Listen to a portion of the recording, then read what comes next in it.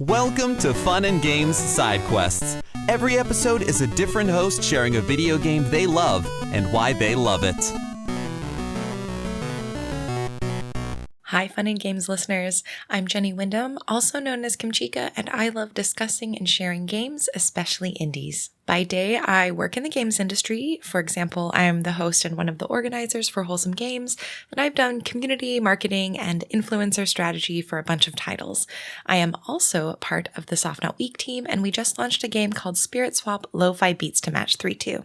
I also love to post videos on TikTok and YouTube under the handle Kimchika, recommending indie games and sharing my playthroughs. But my passion project is my podcast and game discussion club, Geeks and Grounds. It's a newsletter, podcast, and Discord community where we play games and brew thoughtful conversations together, similar to the vibes you get when hanging out in a cafe talking about your favorite games, movies, and books with friends. What I try to do with Geeks and Grounds is allow folks to have the space to slow down a little bit, enjoy a game over the span of a month together, and be able to really savor the story and make those connections between what we play and our daily lives. When Matt approached me about doing an episode for Side Quests, I jumped at the chance and I knew immediately the game I wanted to share with you all, 1000xRESIST by Sunset Visitor. This is a game that is so meaningful to me beyond just the experience of playing it. I feel like this game truly has changed my life in ways that are really hard to put into words. And frankly, I am sure that I refer back to 1000xRESIST nearly daily since I've completed it. And that's honestly where this problem has lied. Every time I've sat down to record something about 1000xRESIST for this podcast, words have failed me. I sit at my desk, I've taken long walks, and I have tried to find ways to perfectly encompass all of the reasons why this game is so meaningful to me. But again, that's the problem, isn't it? That element of perfectionism, yes, which I'm trying very hard to work on and push myself to avoid, but that concept of trying to capture and summarize every single thing that I love about this game, how I am just agonizing over the words and the concepts that I feel like I should bring up to just address all the nuance and layers of this story. A story that begins with a farewell, that follows a high schooler who ends up creating a society and religion in her image, and concludes with, well, what it concludes with is up for you to decide. And in this process of thinking and agonizing and stressing over what I would say, it came to me, a line that's actually one of my favorite lines in the entirety of the game, and one that I decided to use as a guide for my thoughts today. Sometimes you just don't fit in the backpack. It's a line that we revisit thematically over and over again in 1000xRESIST, and I don't know if it's the first time we hear it, but I most vividly remember it being delivered in this surreal moment where Iris, one of the main characters, has a plushie that's talking to her as she's packing to leave home, and this whale plushie, which is adorable, isn't one that quite fits in the backpack. And it's that choice, right? When you're moving, you have just that container that you have a limited number of things you can put in. And this metaphor is one I think I need to choose to carry with me into this side quest. At the end of the day, I simply cannot fit everything I love and cherish about this game into this metaphorical backpack, this discussion of what 1000xRESIST means to me. And that's okay. But in that, and in the freedom of knowing I don't have to capture everything I love about this game, I am excited to share with you some selective reasons of why it means so much to me, and I really hope it encourages you to explore the full game experience. 1000xRESIST at its core is a narrative game about the generational experiences we carry, the trauma, the joy, the love, the yearning, and everything in between, and how all of those experiences shape us. It highlights Asian and Canadian diaspora. It delves into nuanced discussions of resistance and protest, and it even feels extra timely as in this game you're also encountering a deadly disease spreading across the globe. It does sound really heady, and it sounds like there's a lot in it, and I suppose that is true. But I promise that while this game gets surreal and sci-fi in some incredible ways, it also has a sense of humor and groundedness in our present reality and our daily experiences that make it feel really surprisingly easy to connect with.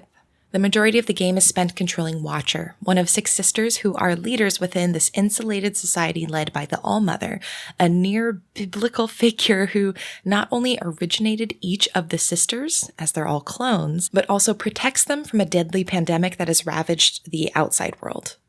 Very quickly, like within the first 10 minutes, you learn that all is not what it seems, and your journey takes you from this ambiguous sci-fi setting to sort of a present-day Earth and back again into the future just to discover the truth about the All-Mother, the sisters, and the strange beings that have come from the stars.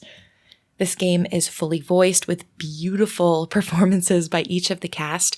The music oscillates from melancholy piano to epic soundscapes. The camera work and visuals are incredibly cinematic at times, and it plays beautifully on the Steam Deck. And over the approximate 12 hours of in-game time, you'll be drawn through about 10 chapters that feel like almost immersive theater.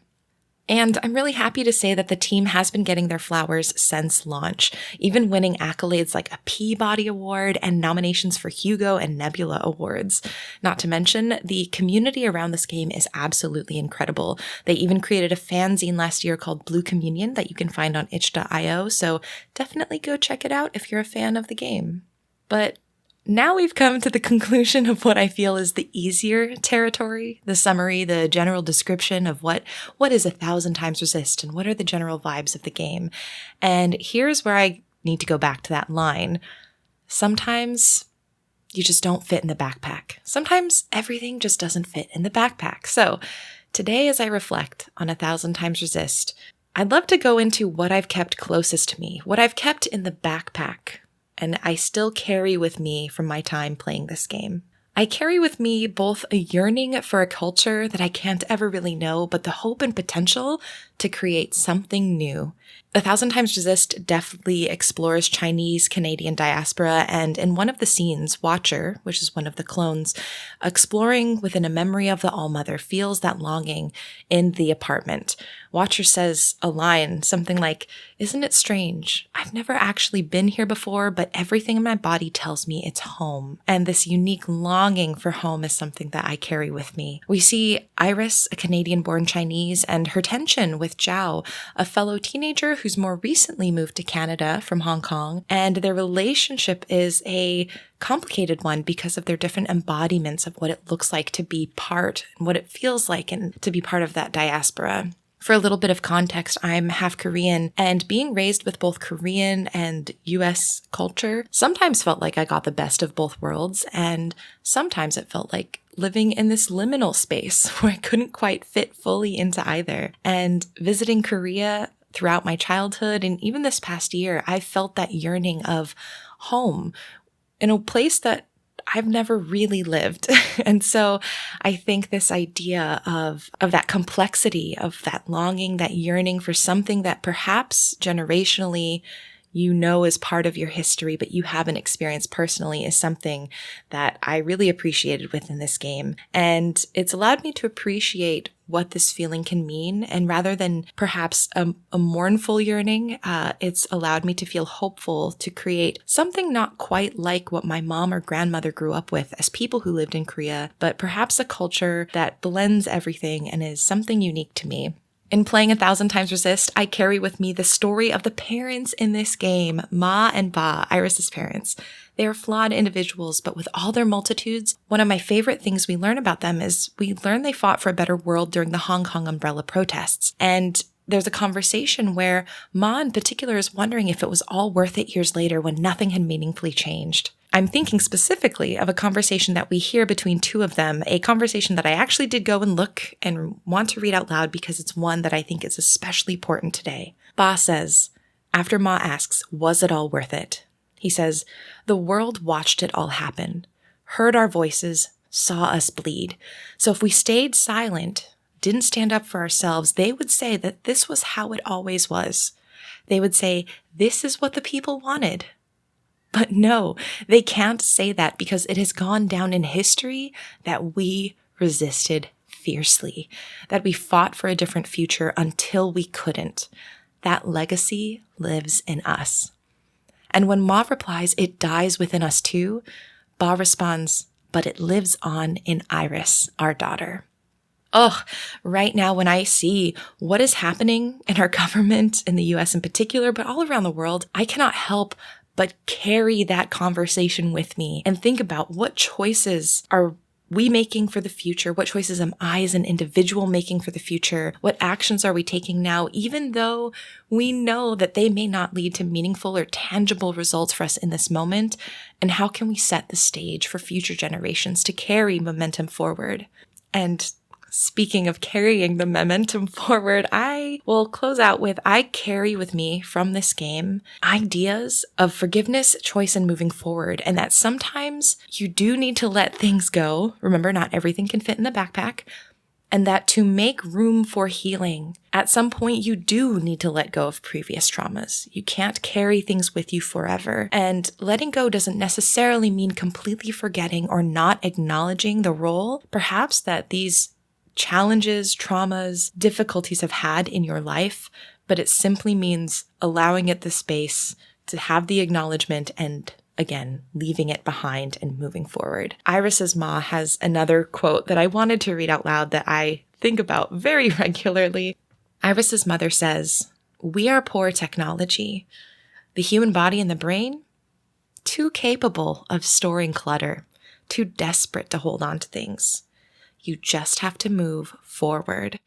And this idea of moving forward is one that I am carrying with me currently. And again, I could go on and on sharing everything I carry from this game, but truly, I think that 1000xRESIST is a narrative, it's a game, it's an experience that everyone should encounter and at least try once. I would love for everyone to engage with the mysteries it presents, to experience the highs and lows of learning about this matriarchal sci-fi world, and to perhaps see what choices you make and what you choose to carry after you're done playing. Hecky grace, everyone. Thank you for listening, and as always, happy gaming.